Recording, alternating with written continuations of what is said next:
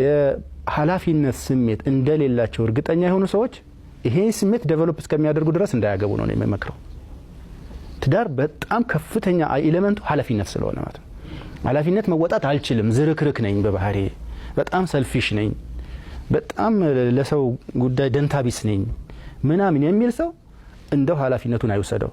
ምን ማለት መሰለ፣ አንድ መስሪያ ቤት አለ፣ ይሄው የእናንተ መስሪያ ቤት አለ፣ ሚንበር ለምሳሌ ስራ አስኪያጃችሁ በጣም ኃላፊነት ማይሰማው ዝርክርክ ሰው ነው ብለህ ላሰማህ አላህ በጥሩ ሰው መጥፎ ምሳሌ ባይሰጥ ደስ ይለኝ ነበር፣ ግን ለማስረዳት ቀርብ ስለሆነ ከይቅርታ ጋር ሻሪው ችግር እሱ እንኳን በጣም ከዚህ የተለየ ሰው ነው። ምን ማለት ነው? እዚህ ስታፎች አላችሁ። እንዴት ነው የሚጎዳው ይሄ መስሪያ ቤት? እንዴት ነው በትንትኑ የሚወጣው? ሐቂቃ እንዴት ነው የሚያስለቅሰው? ሁሉ ጊዜ እያቆሰለ ማለት ነው። የመከራ ቤት አይደለም የሚሆነው። ፊኒሃያ ይፈርሳል። እንደሚፈርስ የምታውቀውን ህንጻ አትስራ። ለምን ትሰራለህ? መጀመሪያ እንዳይፈርስ አድርገህ ስራው እንጂ መጀመሪያ ያፈርሰዋል የምትላቸውን ኤሌመንቶች አስተካክል።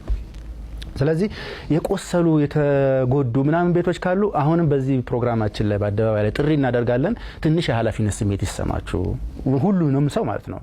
ፕሬዚዳንቱንም ጠቅላይ ሚኒስተሩንም ገባ ባልና ሚስት ፕሬዚዳንት ጠቅላይ ሚኒስተር አድርገን ብንወስዳቸው ሁለቱም ወይም ፕሬዚዳንቱ ምክትል ፕሬዚዳንቱ ምን ባላቸው ሰሚህ ማሸት ግን ሁለቱም በየራሳቸው የሚሰማቸውን ኃላፊነት በሆነ ያህል ፐርሰንት እንኳን መወጣት አለባቸው እንጂ አንዱ በጣም ኃላፊነት የሚወስድበት አንዱ ምንም ኃላፊነት የማይወስድበት በሚሆንበት ጊዜ ካጋም የተጠጋ ቁልቋል የሆኑ ትዳሮች አቃለሁኝ።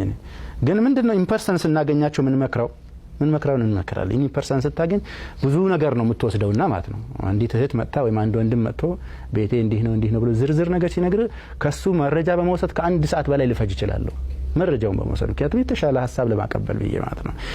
ያ ስፔሲፊክ የሚታይ ኢንዲቪጁዋል የሚታይ ነገር ነው። ግን የአላህ መልእክተኛ ለሁላችንም በቃ ግልጽ ያለች ነገር ምን አሉ? ኩልኩም ራዒን ወኩልኩም መስኡሉን አን ረዕየቲሂ። በገባችሁበት ነገር በሁላችሁም ማለት ነው በየሌቭልህ በየመጠንህ ተጠያቂነት አለ፣ ኃላፊነት አለ። ኃላፊነት ካለ ተጠያቂነት አለ። ይሄ ተጠያቂነት ሱብሃንአላህ አላህ የቤቱ ዲዛይነር አላህ ነው አላለም? እዛ ቤት ውስጥ ያዋጣሃት ነገር ሳትጠየቅ አትቀርም። የከፈልካት ነገር በሙሉ ሳትመነዳ አትቀርም። ልብ በል። ስለዚህ አትቀልድ። ኃላፊነት በወሰድክባቸው ሰዎች ላይ አላህ ይጠይቃል። ኃላፊነት በወሰድሽባቸው ኬዞች ላይ በሙሉ ሙሐሰባ በጣም ደቂቅ ነው አይደል? እናቀለን አላህ ዘንድ ኪታባችን የሚተወው ነገር የለም። ልጅሽን ያጠብሽው፣ ሐኪም ቤት የተመላለሽው፣ እንቅልፍ ያጣሽበት፣ ሌሊት እያለቀሰ ዲስኮምፎርት ተነስቶ ቁጭ ብለሽ ያደርሽባቸው ሌሊቶች በሙሉ ይመዘገባሉ። የወሰድሻቸውን ኃላፊነቶች ለመወጣት የወጣሽው የወረድሽው የደከምሽው የታገልሽው የታተርሽው ጠቅላላ ይመዘገባል። በነጻ ድካም የለም። አልহামዱሊላህ እስልምና ውስጥ ስለሆነ ማለት ነው። ብቻ ንያችንን እናድስበት ነው። ስለዚህ በዚህ መንፈስ ውስጥ ሆነን ትዳርን ረን የምናደርግ ከሆነ የኃላፊነት ስሜታችን እያደገ ይመጣል።